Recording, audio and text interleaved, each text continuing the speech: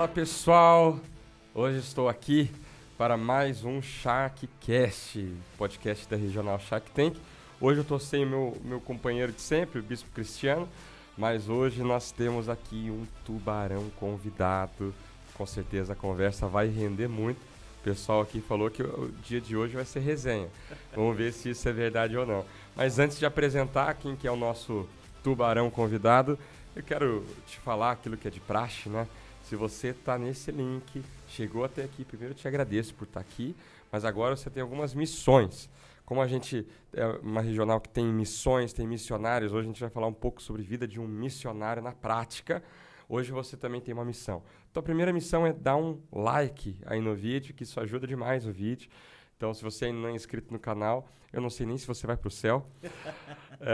Tô brincando, gente, pelo amor de Deus. Mas se inscreve no canal, compartilha esse vídeo. Deixa eu dar uma dica para você. Assiste esse vídeo junto com a tua equipe. Envia aí nos seus grupos. Com certeza a sua equipe vai crescer no dia de hoje, em nome de Jesus. Bom, sem mais delongas, quem está aqui na minha frente é o Dylan, Eita. Meu discípulo. Hoje ele é líder da Sara Cidade Nova. Yes. Na prática, é um missionário, né? Mas vai ser ordenado aí logo. Amém. Junto com a sua esposa, lideram ali. Hoje são o quê? 12 células? São 12 células. 12 células ali no bairro Cidade Nova, em Itajaí. Então, seja muito bem-vindo ao nosso podcast. Obrigado, pastor. A todos que nos acompanham, que estão vendo, né, esse podcast. Prazer muito grande, né? Quero agradecer o pastor pelo convite, né? Tô um pouco nervoso aqui, a galera fala que vai ser resenha, né? Porque eu sou de sorriso fácil, mas tô com expectativa para esse podcast. Oh, maravilha. Eu acho que o podcast da Regional é justamente para saber e nos inspirar com as histórias de dentro da Regional. Uhum. Então, tudo aquilo que tem sido feito através do Missão Entre Amigos, Parceiro de Deus, através da abertura de igrejas, né, e assim por diante. Mas vamos lá. Hoje você tem...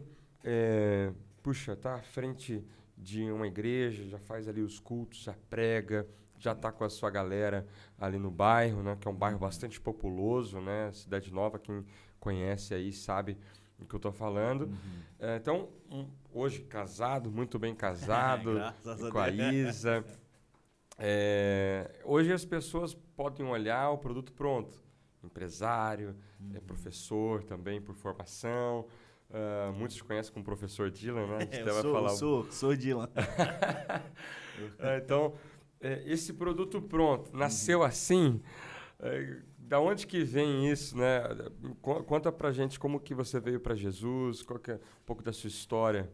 Bem, o meu primeiro encontro com Jesus foi aos 17 anos, né? Quando eu tinha, né, tava no ensino médio e por influências, né? Inclusive na palavra do sábado a gente falou um pouco sobre isso, né? Por influência de amigos, você querer estar na lista dos de você querer estar naquela galera que é cool, que, né, gosta, né, de uma vibe um pouco diferente. Eu falei, eu quero me enquadrar nisso aí. Por quê? Porque eu sempre sofri muito bullying, né? Então, pro pastor entender, assim, eu sempre falo isso que a galera acha muito engraçado, né? Mas eles me pegavam, quando a gente tinha uns 14 anos, no 8º ano, hoje no 9º ano, né? Me pegavam para apagar o quadro da escola, né? Porque eu era muito pequenininho, né? Então, eu era mais zoadinho. E aí eu comecei a entrar com uma galera, pensei, pô, se eu estiver com essa galera, você aceita. E aí comecei a usar droga, comecei a usar maconha. E aí, com 17 anos, eu encontrei Jesus, né? Via lá um menino da minha escola, que na época se chamava Neguinho, que hoje todos conhecem como Gleison, né? Via ele lá, que faz parte do louvor, via ele lá, era da igreja e tinha uma amiga dele junto com ele. E essa amiga dele se tornou minha amiga. E no ônibus, ela me viu chorando assim e me fez um convite para ir para um culto. Culto assim, de domingo comum. Na época, chorando por quê? O que te fazia na época? Muitas situações da vida. Namoro, né? Namoro que não dava certo, fora da presença de Deus. Então, referência de namoro que você tem é o que você vê de fora, né? Então, a minha referência de namoro, na verdade, não era nem um namoro, porque eu não podia namorar na época, né? Se a minha mãe me visse namorando, era cajadada, né? Ela falava, um dia que você pegar você namorando aí pela rua aí, você vai ver chegar em casa, E aí eu tinha medo de namorar, então não era um namoro oficial, mas era o que eu tinha, né? Foi minha primeira namoradinha na época. Enfim, e aí eu sofri muito por isso, né? Por também fazer escolhas erradas. Lembrava da minha mãe falando, eu sempre costumo dizer, né? É uma comparação óbvia, não tem tamanho, mas eu sempre costumo dizer que a minha mãe foi o meu Espírito Santo quando não tinha o Espírito Santo, né? Porque eu fazia as coisas erradas e eu lembro da voz dela assim, ó, se você fizer, eu te arrebento. Se você fizer, eu te quebro no meio. Eu falei, daí toda vida que eu usava algo, né? Usava droga, eu lembrava. E aí eu, numa ocasião dessa, tava chorando, triste, por alguma decepção amorosa, não lembro qual. E essa menina chegou até mim. Ela teve a sensibilidade de falar de Jesus. Começou a falar.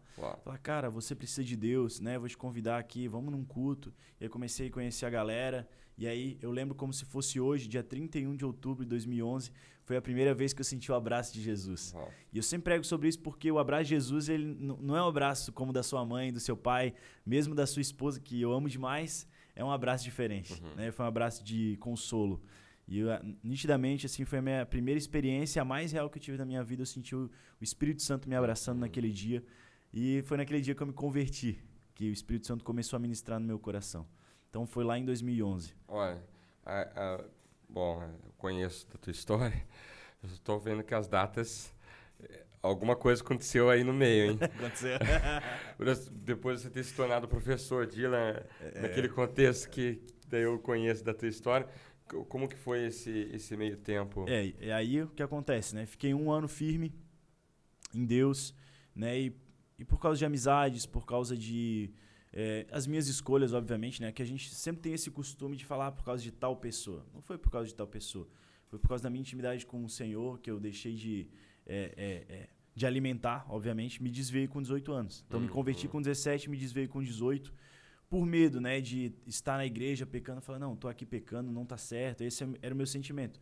Então, me afastei. Então, dos 18 até os 25 anos, eu fiquei afastado.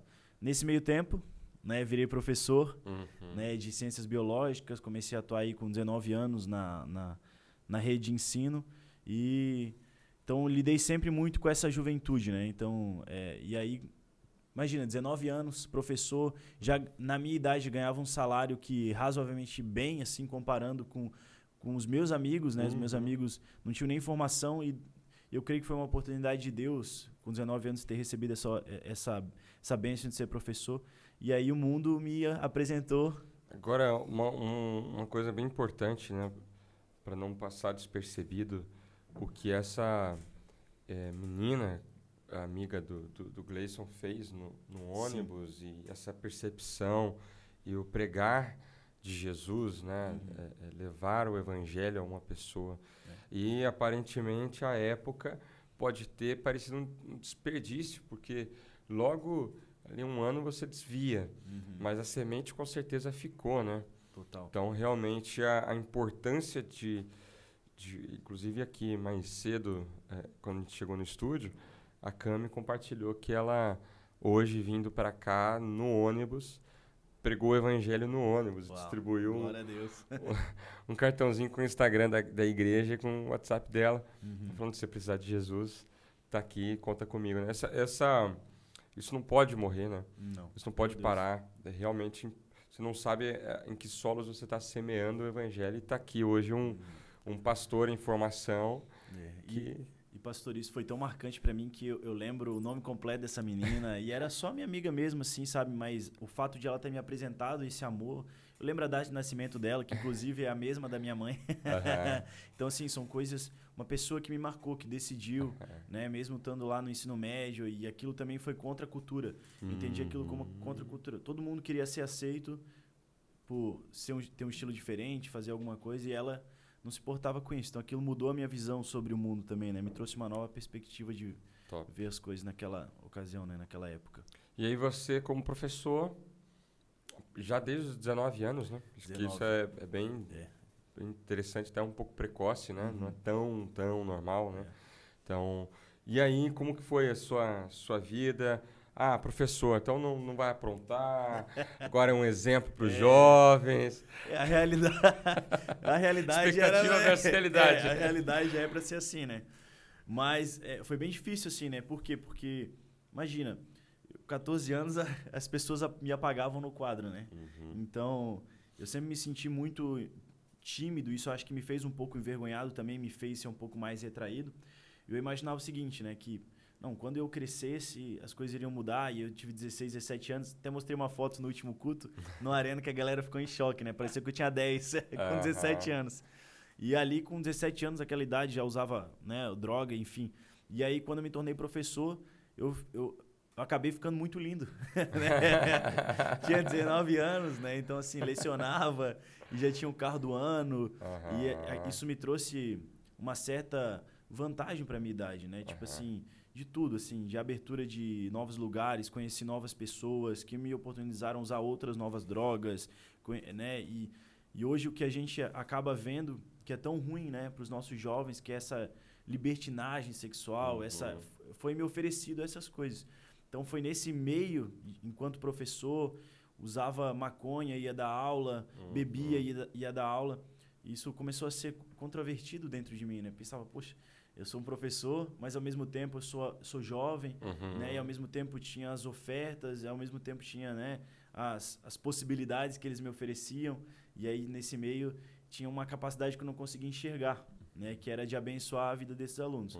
Ou seja, a minha conversão aconteceu com 25 anos. Então, dos 19 até os 25 anos, eu desperdicei uma grande possibilidade. Né, que a gente... E você falou até um pouco a respeito disso, mas por que da droga? Você falou muito inicialmente por causa de aceitação.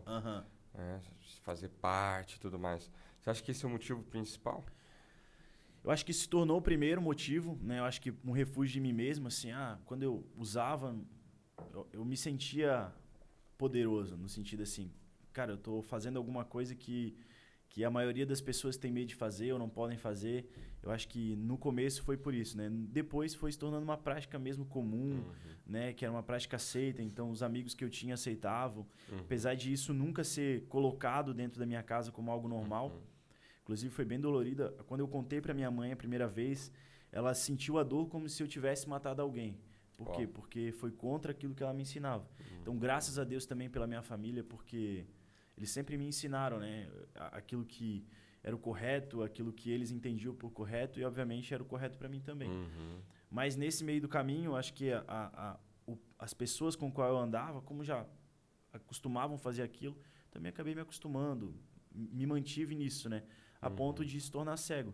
Então, hoje, claro, né, a clareza que o Espírito Santo traz, mas era uma vida um pouco pacata, né, que aquela coisa, segunda-feira esperando a sexta-feira, segunda-feira esperando a sexta-feira, e você deixar de aproveitar, de dar o seu melhor, tanto na minha área profissional, como filho, né, como namorado, que na época eu era um namorado, mas também não conseguia ser, porque não tinha o entendimento daquilo, né, não tinha uma clareza do que era ser. Eu não tinha clareza do meu papel, né, dos meus papéis. Então, se eu era namorado, como era ser um bom namorado? Um professor, como era ser um bom professor? Pois é, porque como que sustenta a questão de lecionar? Lecionar inclui várias coisas. Você preparar um conteúdo, você passar esse conteúdo, assim, estar bem inteiro, né, para passar. Como que foi esses 6 anos nesse sentido? E outra coisa também, os alunos percebiam chegar alterado? Isso já te ocasionou outros problemas profissionais com direção, com supervisão de escola? Com escola em si, nunca tive problema com professores, com diretores, porque eu sempre fui bem ousado assim, né, na escola. Sempre gostei de fazer uma aula diferente. Por quê? Porque eu comecei com 19 anos. Então, assim, fazia 2 anos que eu tinha saído do ensino médio.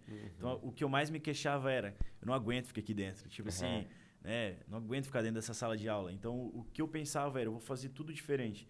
Então, eu vi alguns exemplos de professores que eu gostava muito, né, que eram professores do meu cursinho pré-vestibular, que traziam música, traziam coisas diferentes, elaboravam aulas diferentes. Então, eu me preparava para isso. Mas, ao mesmo tempo, eu demorei para criar essa identidade de um professor diferente. Então, os meus 2 primeiros anos foi só entendendo o que era a escola, muito jovem, e depois eu comecei a me dedicar um pouco mais. Porém, quando você se acostuma com algo, né, e isso aconteceu mais nos meus 3 últimos anos que eu dava aula ali, 3 últimos anos não, os 4 últimos, né, porque os 2 últimos eu já estava em Deus. Acontecia isso mesmo, chegava alterado, os alunos viam que os meus olhos ficavam, né, um pouco vermelhos assim, né, E aí me questionavam, né? O que o professor tem? Daí eu falava, às vezes eu não tinha nem dormido, né? Passava a noite em claro, ia dar aula, mas... e eu entendo também que aquilo prejudicava, porque nesses dias eu não conseguia ficar bem, né? Eu lembro que eu tacava o livro em cima da mesa. Galera, exercício número tal, página número tal. E é isso aí. Porque foi um refúgio que eu encontrei para que nesses dias eu pudesse descansar enquanto eu trabalhava. Então eu sei que me prejudicou no meu potencial. Né? E os alunos percebiam, inclusive na minha última etapa ali como professor no mundo, né, foi o que mais começou a me alertar. Por quê? Porque eu estava dentro de uma... No bairro onde eu estava, dentro de uma boca, né, de fumo, onde as pessoas, né, buscam e tal a droga. E eu lembro que eu encontrei alguns alunos na rua assim, né? E aquilo me trouxe uma vergonha muito grande. Né? Começou a me lembrar o seguinte, meu Deus, postura de exemplo que eu deveria ser, porque eles me achavam um bom professor, eles gostavam de mim. Mas por quê? Porque eu era jovem, eu era pra frente, descolar, divertido, né? Usava umas roupas da moda, né? Ia contra, né? Aquele estereótipo, né, de professor que, né, engomadinho, e eu era um pouco diferente da época. Mas aquilo me chocou, assim, aquilo me trouxe uma nova realidade. Falei, peraí, o caminho que eu tô tomando não era esse caminho. E eu comecei a me lembrar do que eu recebi de Deus em 2017. Então, foi nesse ato, né, propriamente dito, assim, que eu me lembrei, né, do que Jesus tinha feito na minha vida naquele tempo e de como Jesus esperava que eu era. Né, e, obviamente, assim, nunca me desconectei com Deus totalmente, no sentido de não amo mais a Deus, não quero mais a Deus. Procurava a Deus, né, quando as coisas de fato ficavam muito difícil, e aquelas doses, né, que eu recebia nos cultos que eu ia às vezes me mostravam que, peraí, tem alguma coisa errada, aquele sinalzinho que fica, você está fazendo tudo errado, não é por aí, há algo mais para você, algo maior para você, você precisa mudar isso. Né? E observando os meus alunos também várias vezes, os meus primeiros discípulos inclusive, né, eles relatavam para mim que me viam, falavam, esse professor não está bem, né? Olha só a cara do cara amassada. Na escola chegava o cara amassada, chegava tonto às vezes assim, não conseguia atinar onde eu estava. E aí foi esses lances que começaram a... O que é impressionante é você ver duas perspectivas. Uma mais natural e mais rápida. Pô, o cara é jovem, tá com o carro do ano, ganha seu dinheiro, se veste legal, a galera gosta. E até para alguns alunos, até essa imagem assim, pô, o cara consome uns negócios e tal, né? Então, aparente, quem assim olhar de fora falar, pô, esse cara não precisa mais de nada, tá feito na vida.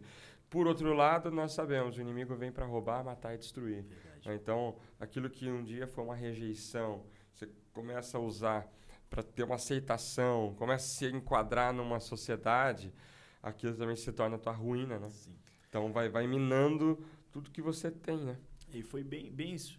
Foi me consumindo. Consumiu meu dinheiro, consumiu meu tempo, né? Hoje eu falo para os meus discípulos, eu falo, gente, eu me converti com 25 anos e eu não construí nada. Ah, mas professor, você teve um carro. Mas isso não era a construção que eu queria construir uma família. Eu lembro que com 17 anos, o que eu mais sonhava era em ser pai, ser casado, né? Então era isso que eu sonhava para mim. Em algum momento teve essa ruptura. Então, inclusive, quando eu ia em cultos que falavam sobre isso, Deus me lembrava. Falei, é isso que eu tenho para você. Né? Uma família, você não precisa ser assim, você não precisa se sujeitar a tudo, você não precisa fazer o que todos fazem.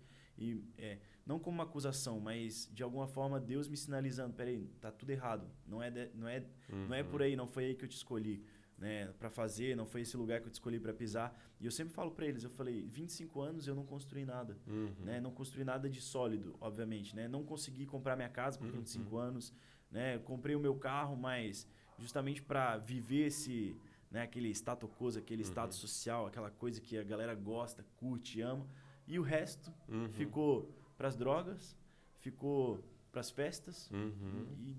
E hoje em dia alguém pode chegar e falar, nossa, mas às vezes tem algum evento na igreja que é cobrado, um retiro, um evento tal. Às vezes, um livro, nossa, eu comprar um livro, o livro é cobrado. Como assim? Sim, é verdade. Às vezes pode, dependendo da perspectiva, né, achar que, puxa vida, tô talvez consumindo um pouco dos meus ganhos aqui, né, oferta, dízimo, enfim, missão entre amigos, projetos sociais, mas realmente você não tem nem como comparar o custo de vida de alguém que está sendo consumido por drogas, consumido pelo status, consumido, né, por ansiedade, depressão, outras coisas nesse sentido, do que você construindo um propósito, né? Não, e pastor, teve uma outra ocasião também que isso também me encheu, né, de certa indignação, de empolgação, que eu estava devendo muito dinheiro, assim, quando, né, eu tinha me convertido e com 17 anos eu nunca dizimei. Fiquei um ano na igreja, nunca dizimei, recebi um salário, entregava jornal na época, né, entreguei jornal dos 13 até os 23 anos, até mesmo depois de ser professor, e aquilo me rendia um salário legal, né, mas nunca dizimei, né, nunca dizimei. E nesse tempo todo também, obviamente, nunca dizimei, porque nunca tive uma aliança com uma igreja, né? E a minha primeira vez, quando eu aceitei Jesus, quando eu decidi por Jesus, eu falei, Senhor, nunca fiz isso e eu vou fazer. E eu estava todo endividado, mas todo quebrado, assim, dívidas de 20 mil reais que eu estava devendo para banco, para, sei lá, um monte de coisa, para material de construção, né? De nome de outras pessoas, enfim. E aí eu entrei, comecei a dizimar, né, e meu salário não dava conta, comecei a dizimar e Deus começou a me honrar. Uau. Ou seja, né, a proposta, né, que eu tinha no mundo sobre toda essa ilusão que é, né, de gastar, enfim, eu falei, não, Deus, se eu fazia no mundo, vou fazer melhor para o Senhor, vou dar mais para o Senhor. Então eu dizimei até mais e o Senhor sempre me honrou. Uau. Sempre me honrou. Nesse meio tempo, né, a gente vai falar depois, não sei, mas abri minha empresa, tomei um outro rumo, diferente daquilo que eu tinha. Mas algo me chocou nesse momento. Assim, eu pensei, né? Deus está comigo. Uau. Deus me ama.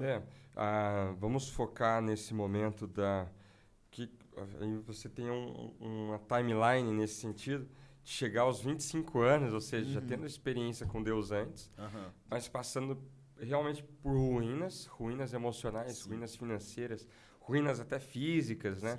Que isso vai apontando. E aí, qual é o que te faz de fato decidir por Jesus e ter um encontro verdadeiro com Jesus? Mas antes disso, não sei se já quer fazer o intervalo, Gu, do cortezinho. Tem mais 7 minutos aqui. Mais 7 minutos? Fechou. Então, vamos continuar. Beleza. Porque ele tem o cortezinho da... Aí quando tiver em 1 minuto eu fiz um. Fechou. Então, o que te faz vir de fato? Qual foi a ferramenta usada nesse momento da tua vida? Então, em 2018 para 2019, eu passei a virar na igreja porque eu pensei, eu quero ver algo diferente. E numa igreja chamada Ágape, aqui em Itajaí, uma igreja também que trabalha com células assim. E passei os 7 primeiros dias e um desses dias eu falei, naquela época ainda, né? Enfim, vivia a minha vida do jeito que eu queria, do jeito que eu entendia, né, no mundo e tal. E aí eu coloquei para Deus, falei, Deus, eu quero terminar o ano 2019 na tua presença. Foi isso que eu coloquei foi uma das coisas que eu coloquei nesses 7 dias, né?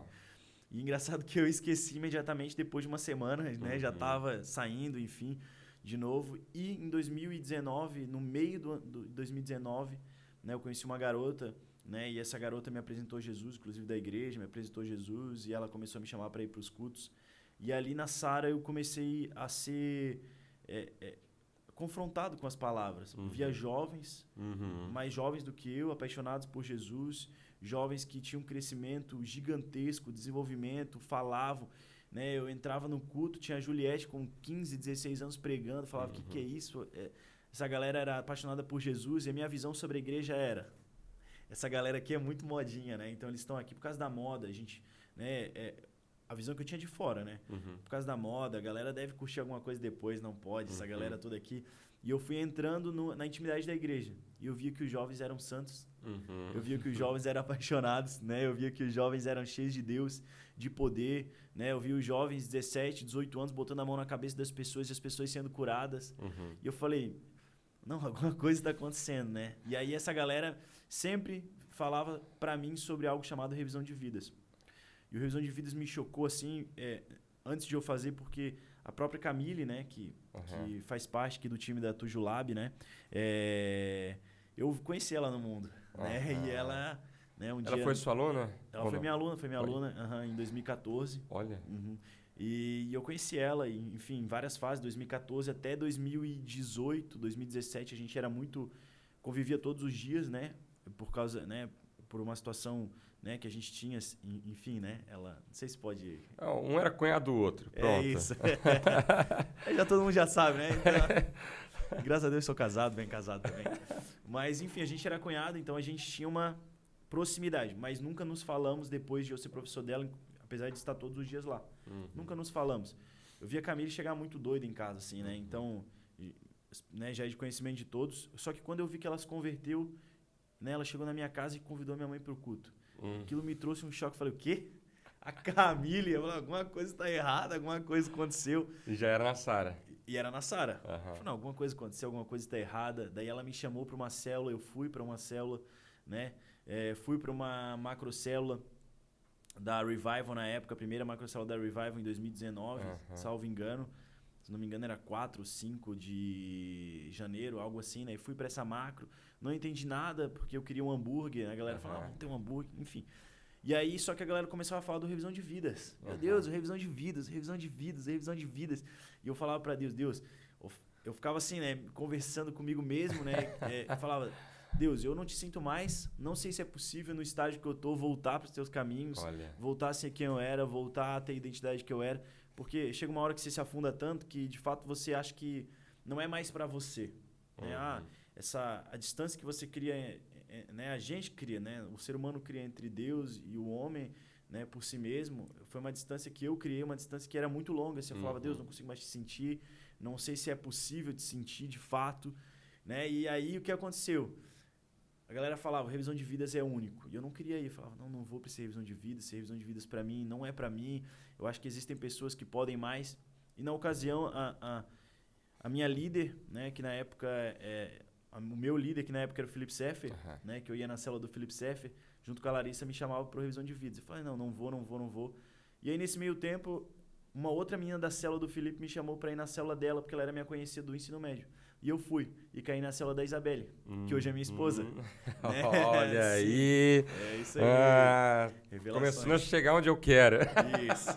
E aí, o que aconteceu? Cheguei ali, né, e tinha um outro menino ali que era muito quebrado e tinha passado as coisas que eu passei quase parecidas assim. Tava firme, era de São Paulo, falava bem quebrado, um guri muito louco assim.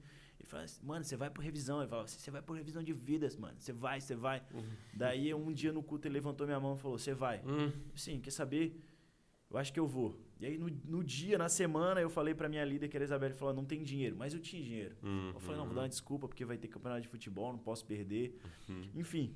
E aí, eu não tinha dinheiro e ela falou assim, não tem problema. Já conversei com a célula e eles pagaram pra você. Caraca. Sim. E aí eu falei, agora não dá pra fugir, né? Não dá pra fugir. E fui pra ser revisão. Esse menino que me chamou, que levantou a minha mão mesmo, não conseguiu ir, por causa da agenda do trabalho dele. E lá eu fui transformado. Uau. E aí existe uma outra história, né? Que é essa história que eu me deixei ser entregue pelo Senhor, né? E no dia mesmo eu até levei, eu lembro que eu levei no meu carro, né? Eu escondia no meu carro atrás, num lugar de ar-condicionado da saída. Eu escondi a droga lá e falei, não, vou de carro aqui e vou levar. E quando eu cheguei lá não podia levar carro, né? Era só, você tinha que ir de ônibus, né? E minha droga ficou lá. E aí eu me entreguei de verdade pro Senhor lá, né? Lá eu tive o meu encontro verdadeiro com o Senhor. Lá mudou a minha vida de fato, né? Através da célula do Felipe, que eu fui 2 vezes, através das células da Camille, que eu fui 2, 3 vezes, através da célula da minha líder, que é hoje a minha esposa, que eu fui 1, 2 vezes, né? Que de fato ali a palavra foi semeada, mas o revisão de vidas para mim foi o check, assim, foi aquele tiro no peito, assim, meu Deus, que acertou em cheio. Se alguém ainda não fez revisão de vidas, meu Deus do céu, se você não sabe o que é uma imersão que nós temos na presença de Deus, é algo muito profundo, não tem nem como entrar em detalhes, não é porque a gente quer esconder, mas é porque realmente cada um tem a sua experiência, né? É poderoso, assim, foi algo que eu nunca tinha vivido isso na minha vida. E foi isso que me tirou do buraco onde eu estava. Foi essa imersão no Senhor. Pra você ter ideia, eu fiz o meu revisão de vidas em 2006. E eu me lembro das palavras, das ministrações, inclusive de algumas profecias que foram ditas lá e que se cumpriram estão se cumprindo até os dias de hoje. Muito forte a questão de revisão de vidas. Realmente como a gente falou, é só chover no molhado, mas é interessante porque hoje nós temos 12 igrejas aqui na região. Então, se alguém está nos assistindo é da região, com certeza tem uma igreja próximo. Mas se até está assistindo de algum outro lugar do Brasil, hoje a Sara Nossa Terra tem em mais de 1000 localidades, né? Então pode estar procurando uma Sara mais perto, procura aí no Instagram, qualquer coisa chama a gente. Até na Europa, né, pastor? Até na Europa, nos Estados Unidos, aqui na América do Sul, alguns lugares também, graças a Deus. Glória a Deus, é verdade. E esse processo, porque você já tinha aceitado a Jesus anos antes, já tinha ido aí a uma igreja. E o que foi diferente dessa vez? O que te fez permanecer até os dias de hoje? Aí eu acho que existem alguns fatores, né, que me fizeram permanecer. Primeiro foi esse fogo, né, que me acendeu de uma forma como que eu senti um abraço de Jesus em 2011, né? Mas esse fogo pela missão, esse fogo eu até achava que eu tinha, né? Tinha aquela coisa, eu quero ser missionário, né? Quero ir para as missões, eu quero ir para a África, né? Inclusive, durante esse período eu até procurei por ONGs, né, uma oportunidade de viajar para a África para fazer, né, trabalhos voluntários, porque eu sempre tive esse chamado para isso, né? Gostava disso, enfim. E aí, quando eu cheguei na Sara, a galera falava assim, a missão, célula, missão, né? Você tem uma visão, você tem uma missão. E aquilo começou a tomar conta do meu coração, né? E aí eu também fui muito esticado também na minha primeira célula, que era da minha líder, assim, ela me esticou muito. Cheguei no núcleo, né, de célula, né?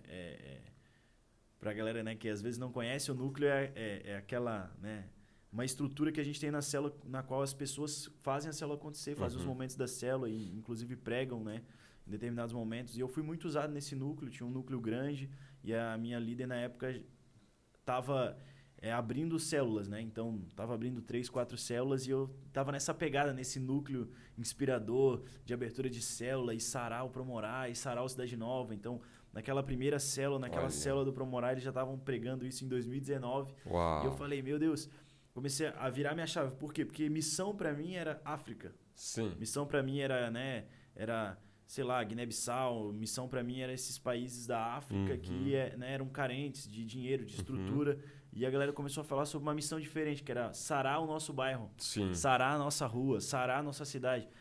Peraí, então existem outras missões. Né? E eu fui esticado a esse ponto.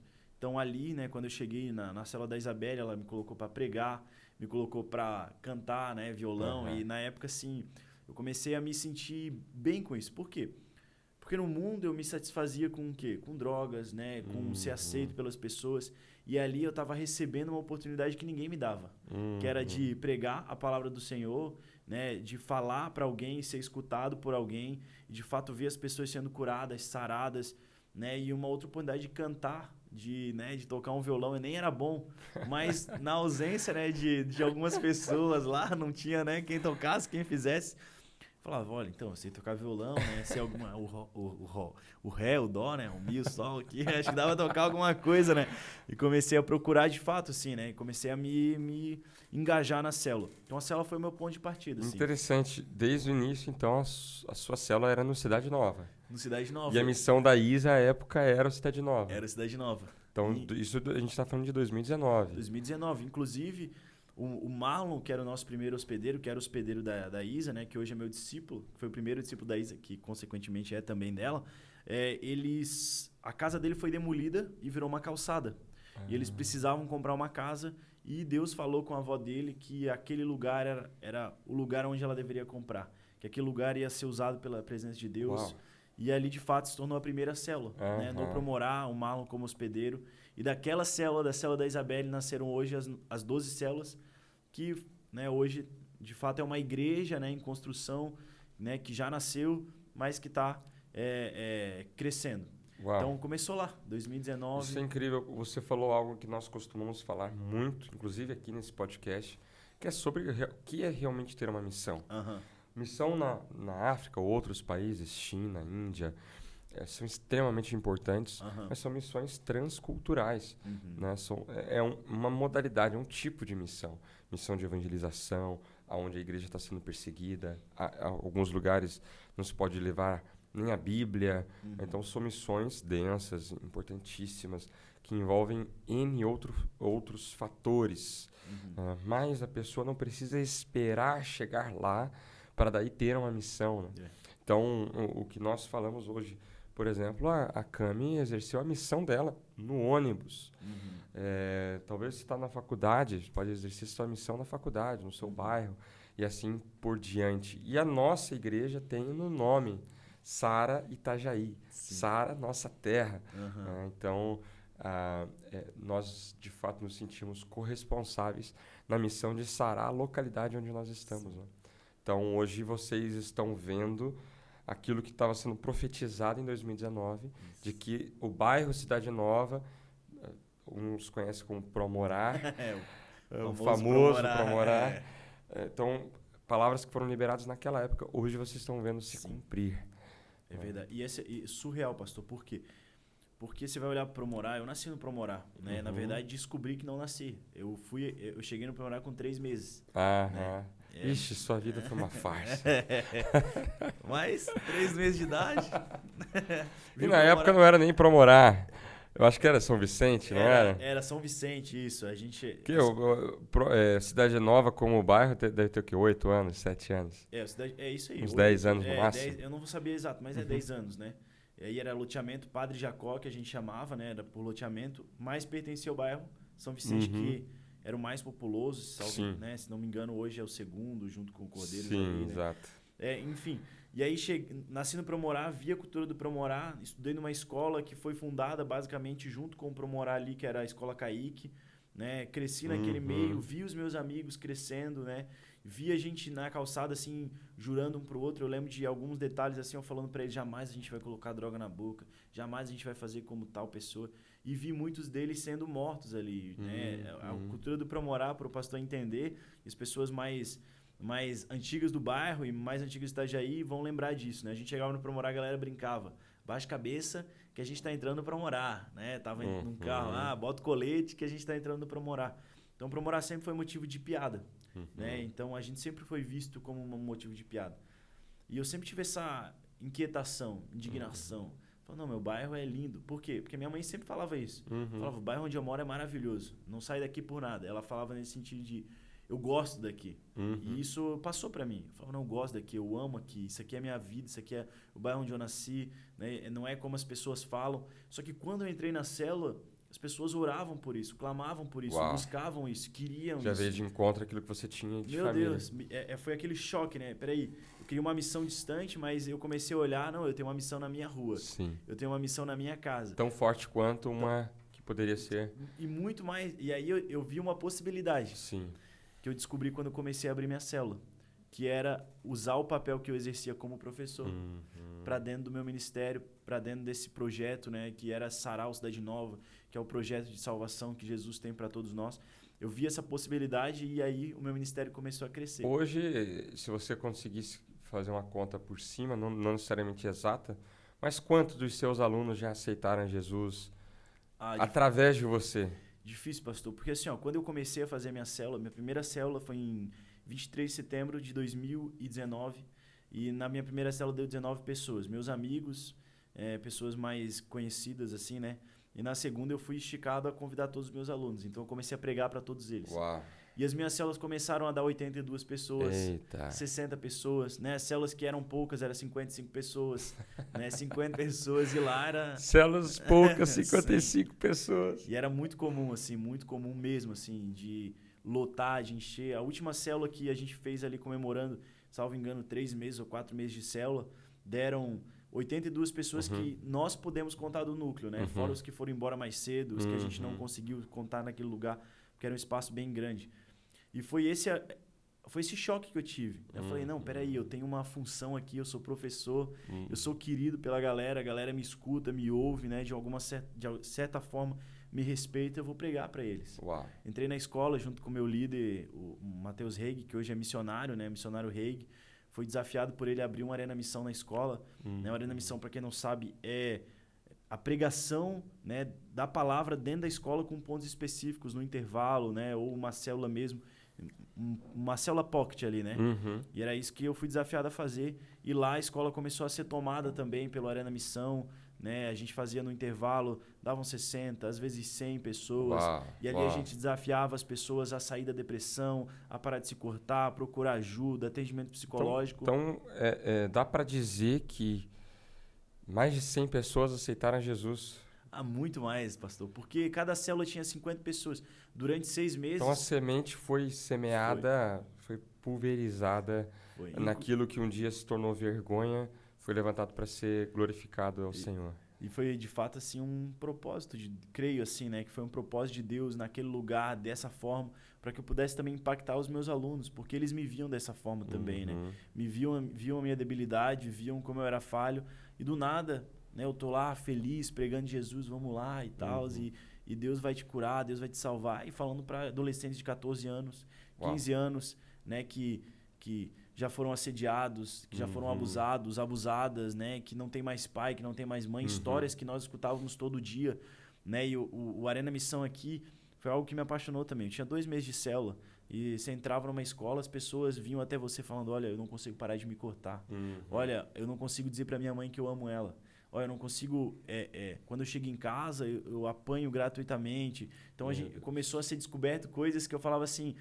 Meu Deus, eu querendo ir para a África e aqui do meu lado, na minha rua, aqui onde eu estava, acontecia essas coisas e eu não estava entendendo, os meus olhos não estavam enxergando. E aí, por isso que eu falo sempre sobre isso, o quanto eu perdi de tempo na minha vida.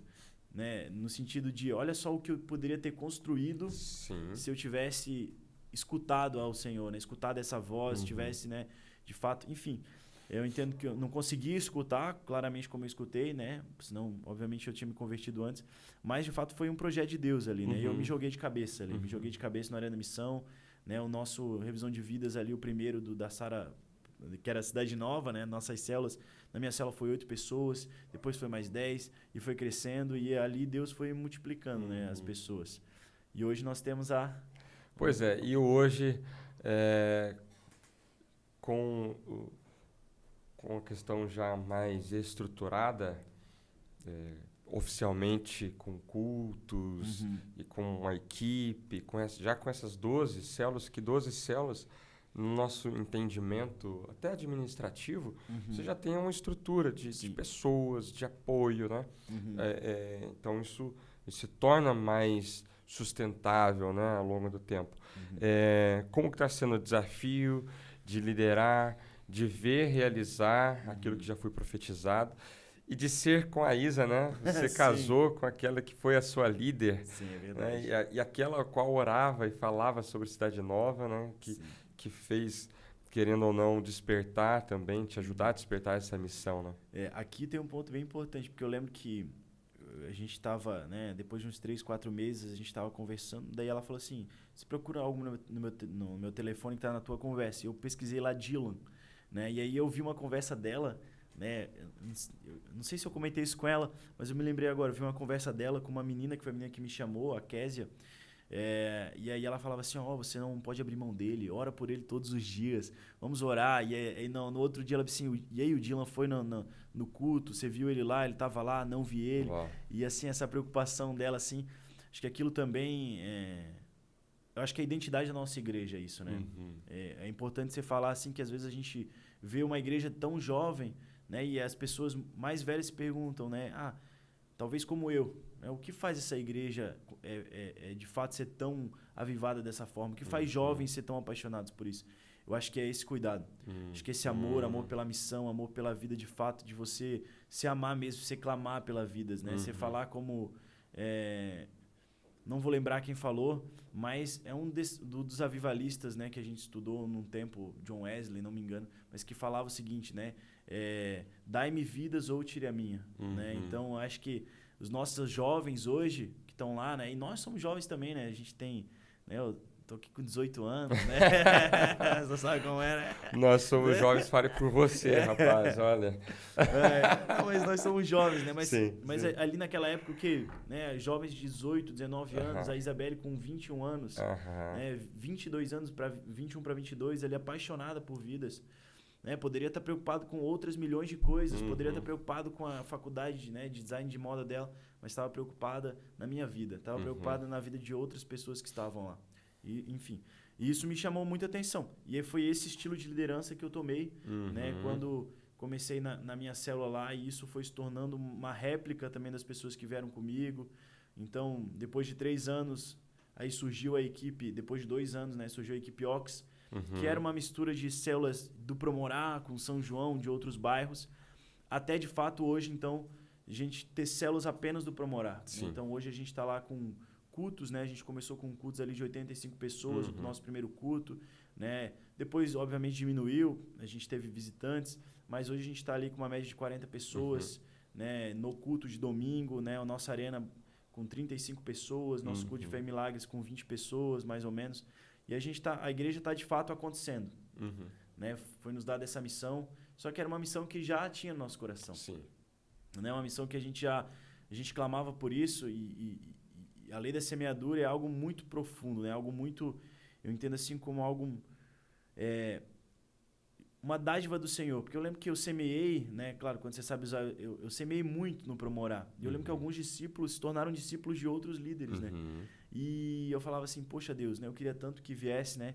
Para minha célula, para me ajudar aqui no Promorá, aquele sonho, aquela vontade de você abrir uma equipe para que você comece a invadir os 4 cantos do Promorá, de ter uma igreja.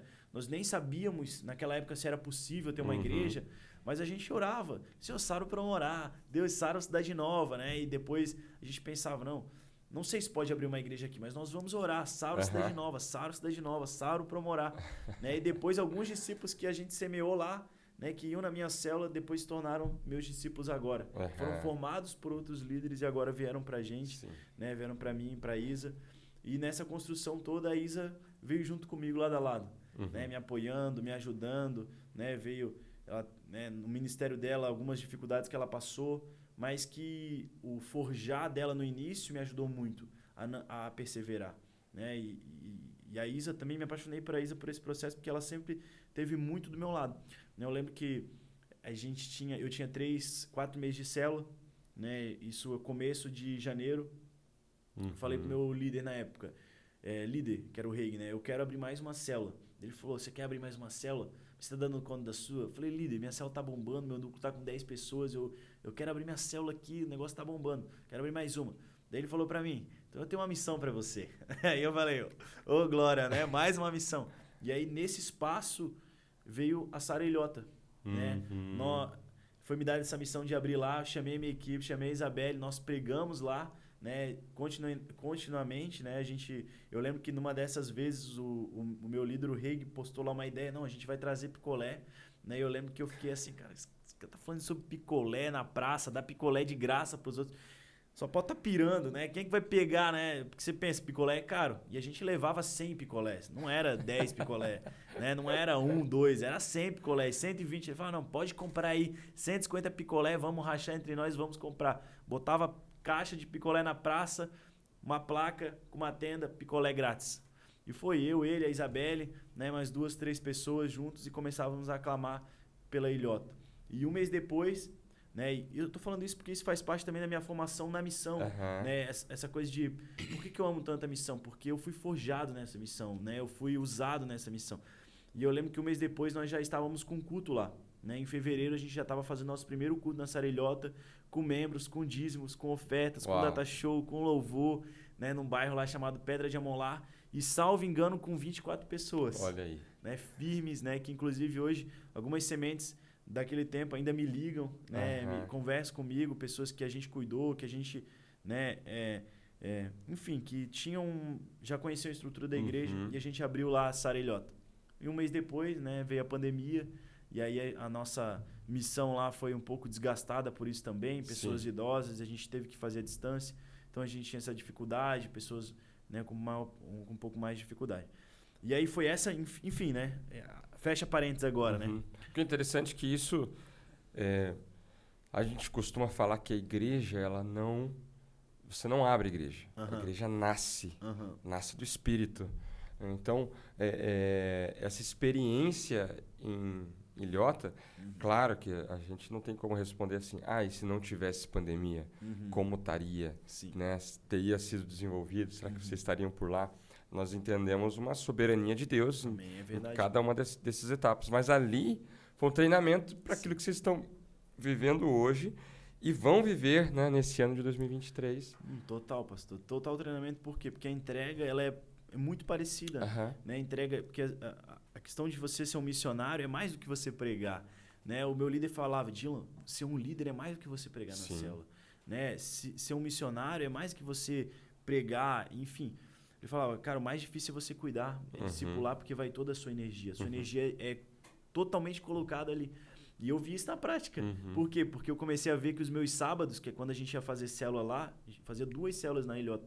Fazia célula na quarta e no sábado. Né? E os meus sábados já não eram mais meus, era do Senhor. Né? Então eu tinha que sair de casa, às vezes, 3 horas da tarde, fazia célula, saía de casa 1 hora da tarde, buscava a Isabelle, fazia célula, né? A gente fazia o pós-célula, ia pro Arena, levava a galera pro Arena, deixava em ilhota, depois deixava a Isabelle em casa. Então meu dia no sábado começava 1 hora da tarde, terminava meia-noite. E aí eu entendi o seguinte, né? Que era muito mais do que só pregar, que pregar é uma pequena parte, né? Daquilo que às vezes as pessoas veem sobre a missão, né? E foi de fato treinamento, porque eu entendi que ser missionário é totalmente essa renúncia do seu tempo, né? Que às vezes as pessoas nessa visão de fora imaginam que talvez você não tinha nada para escolher, você escolheu ser missionário. Não, existem várias possibilidades, né? Eu fico pensando que eu poderia ser qualquer outra coisa na vida. Mas glória a Deus que eu escolhi essa missão. Glória a Deus que eu escolhi fazer isso e exige uma demanda muito grande, né? O pastor sabe muito mais do que eu, né? Mas na minha pequena experiência, eu já entendi que era uma demanda muito grande. Uma demanda de você ter as suas coisas comuns no sentido de trabalho e, ao mesmo tempo, dedicar o seu tempo ao Senhor, aos seus discípulos. Porque, além do sábado, era você atender os seus discípulos de ilhota, você atender a sua demanda, né, na sua célula, que eu tinha uma célula no Cidade Nova. E começou ali meu treinamento. Treinamento total, assim, de tempo, né, de esforço, gasolina, enfim. Basicamente, foi esse o meu treinamento que me trouxe também um lugar, né, no Cidade Nova de... Eu não posso perder esse amor, eu não posso perder essa chama. Porque isso eu tinha 4 meses de célula. Então era muito novo. Eu tava no segundo módulo, eu comecei ali, né, no final do primeiro módulo, na 11ª aula, eu estava entrando ali do primeiro módulo na liderança de célula por uma ocasião, por uma necessidade pontual, e glória a Deus por essa necessidade, me forjou muito, né? A minha missão foi, de fato, o que me fez permanecer, né? Às vezes as pessoas querem a condição perfeita. Eu quero uma condição, quando eu tiver aquele lugar, aquele hospedeiro, aquelas pessoas. Eu tinha adolescentes, né? Eu tinha adolescentes que tinham 13 anos, tem adolescentes que estão comigo que vão fazer 18 anos agora, que tinham 13 anos para 14, né? Que às vezes as pessoas não querem investir na pessoa de 13 anos, porque vão pensar, 13 anos, o que pode oferecer para o Senhor? E foi lá nessa entrega que eu fiz ao Senhor, nessa renúncia que eu fiz ao Senhor com essas pessoas, que Deus de fato foi me capacitando, né, a liderar essas pessoas. E é interessante. Bom, a gente pega várias dicas daquilo que você está falando, de toda a história, de como tem sido, né, contigo. E já encaminhando para o final, que eu creio que a gente tem que gravar mais umas 2, 3 episódios para conseguir, né, captar toda a história. Mas é interessante, me veio muito uma pergunta para fazer para você, que eu creio que eu não fiz para nenhum convidado aqui. Você olhando para tudo que você já viveu, olhando para o ponto em que você está hoje, qual é o seu sonho para a Sara Cidade Nova? O meu sonho para a Sara Cidade Nova, na verdade, tem uma visão muito específica. A minha visão é que todas as pessoas do Promorá, do Cidade Nova, conheçam a Jesus. E já declarei isso, já escrevi isso para a minha equipe, conheçam a Jesus, que eles sejam salvas, curadas, saradas pela Sara Cidade Nova, tenham uma oportunidade de emprego, né, através do nosso programa, porque hoje a nossa igreja não é só a palavra de Deus, que já seria o suficiente, né, a igreja por si mesma, mas a nossa igreja é muito mais que isso. Né? Eu acho que a nossa igreja é tubarão por causa disso também, porque a gente pensa no social, né, a gente pensa na comunidade, a gente pensa no jovem adolescente. Então, esse é o meu sonho, 200 pessoas ainda esse ano, cultuando ao Senhor no Sara Cidade Nova, estando ali presentes, membros assíduos. Eu sonho com 50 jovens tendo a oportunidade de trabalho, saindo do Cidade Nova. E o meu sonho a longo prazo é que saiam pelo menos 10 milionários dos próximos 10 anos por Promorá. Eu oro todos os dias, né? Quem está no culto sabe que eu falo isso todos os dias. Eu oro nos cultos falando o seguinte: não porque você precisa ser milionário, mas porque eu escutei a vida inteira que no Promorá não tem milionário. No Promorá só tem gente pobre, pessoas carentes. A minha oração é para que o Senhor transforme o Promorá em lugares de pessoas milionárias, Uau. prósperas, que sirvam a Deus. Amém. Né? Essa é a minha oração. E eu sempre falo pra galera da igreja, queridos, você é o próximo milionário, começando por mim. Você é o próximo milionário desse bairro. Ou seja, 10, então só precisa de 9, né? Que o primeiro já tem. Eu sou eu, você... Né? Amém, amém. E aí a pergunta que a gente, na verdade, eu creio que a gente faz esse podcast muito também para captar essa última pergunta. E creio que disso saem riquezas poderosíssimas, né? Mas antes dessa pergunta, anota aí esses objetivos e daqui 10 anos cobra o Dylan. Pode cobrar. E ele vai mostrar que vai acontecer mais ainda do que isso em nome de Jesus, né? Amém, muito Eu creio mais. que o que realmente nos guia é uma visão e uma palavra. A palavra vem dos nossos líderes, mas a visão, quem é responsável somos nós. Então isso é muito forte e sem dúvida alguma vai acontecer. Amém. E vocês vão ser surpreendidos, Amém. que isso aí vai ser superado em nome de Jesus. Amém. E por fim, então, compartilha para nós, para de esconder esse seu segredo. Qual que é o segredo para ser um tubarão?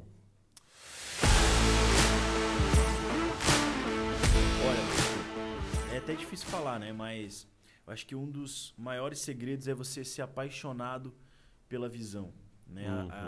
Você se apaixonar pela sua visão. Então eu tenho uma visão muito clara e eu estou apaixonado por ela, né? E eu acho que se a gente, né, a primeira coisa que você precisa descobrir, então, qual é a sua visão, né? O que você quer, o que você imagina para você mesmo, para a igreja onde você está. Eu vou falar mais, você que é líder de célula, tá escutando a gente, querido, a sua célula é uma igreja, a sua célula é uma potencial igreja, né? Então você tem que encarar ela como de fato uma igreja. Eu sempre não via uma igreja de fato, mas eu era apaixonado por essa visão, de encontrar os 4 cantos do Promorá, de alcançar os 4 pontos do Promorá. Então, acho que o primeiro seria essa dica. Tenha uma visão e se apaixone por ela. Seja apaixonado. Até Deus te dá uma nova visão. Quando Deus te dá uma nova visão, seja apaixonado por essa nova visão. Mas a gente sempre precisa olhar para algum lugar. Porque se a gente não conseguir ter esse ponto de referência, de fato, a gente sempre vai ficar perdido, né? A gente não vai saber para onde ir. E aí eu sempre brinco com os meus alunos, porque eu já fui professor de física, e na física o movimento significa, basicamente, se você está em movimento ou, né, em deslocamento em relação ao seu referencial, né, o seu ponto de referência. E eu falo para eles, você só vai crescer, né, você só vai estar em movimento quando você tiver um ponto de referencial, que é a sua visão, que é o lugar onde você precisa chegar, que é o lugar que você precisa alcançar. E isso vai te movimentar, vai movimentar algo no seu coração, vai fazer você ser apaixonado, vai fazer você ter fogo, vai fazer você ter paixão. Esse ponto de referência, que é a visão que Deus te dá. Maravilha. Então, a dica mais preciosa, querido, se você não tem uma visão clara sobre a sua célula, saia daqui já, eu preciso de uma visão. Deus me dá uma visão. Né? Se você não tem essa visão, procure em Deus. Na sua equipe, qual é a visão para a sua equipe? Quantas células? Quais são as pessoas que você quer alcançar? Só para finalizar, quando a gente estava num workshop em Curitiba em 2019, tinha um mês de igreja, era isso, julho, né? Eu tinha feito a revisão em junho. E eu estava no Formando os 12 workshop, né? E naquela ocasião me pediram para escrever o nome dos meus 12 e as características. E foi lá que eu comecei a ter a minha primeira visão, que era a visão dos meus 12 e a visão das características dele. E Deus, de fato, cumpriu isso, né? Depois de 2 anos, que eu creio que foi um tempo curto para tudo aquilo que eu imaginei que Deus ia fazer, Deus me surpreendeu demais. Então, a prova de que a sua visão, querido, é o que mais importa, né? Quando você está alinhado com ela e você está em busca dela. Acho que é isso, pastor. Que jornada maravilhosa. Amém. Meu Deus, que história fantástica. Com certeza renderia mais episódios. Amém. Renderia um filme do Arena. A imagem do professor chegando maconhado para dar aula. Realmente ali, eu acho que essa cena aí vai ser uma cena forte aí. Eu mostrei a minha foto lá no último Arena que eu preguei agora. Mostrei a foto e eles ficaram em choque, né? Sim. Uma foto eu no mundo e uma foto eu casado, né? Daí pra dar um tchan, né? Casado, né? Mais bonito, mais cheinho. Isso aí eu deixo com a Isa, tá? Isso aí eu não concordo com essa fala, não. No máximo simpático. Saudável. Isso eu também não sei, eu tenho que ver seus exames pra saber se é saudável. Não, mas agora tá ficando. Mas maravilha, Dylan. Obrigado pela presença. Eu que agradeço, pastor. Que episódio fantástico que tivemos aqui. Você fica ligado aí nos nossos próximos episódios. Coloca aí nos comentários o que você achou. Se você tem alguma pergunta pro Dylan, ele pode dar uma olhada aí e responder. Com certeza essa conexão entre a regional é fantástica. E se você quiser convidá-lo para pregar na sua igreja, a agenda é comigo, tá bom? Então manda um e-mail para mim, que eu penso no seu caso. Amém, pastor. Valeu, então aí um brinde, Shark Tank. Compartilha esse episódio. Até a próxima. Toda quinta-feira, 18 horas. Tchau, tchau. Deus abençoe. Tchau.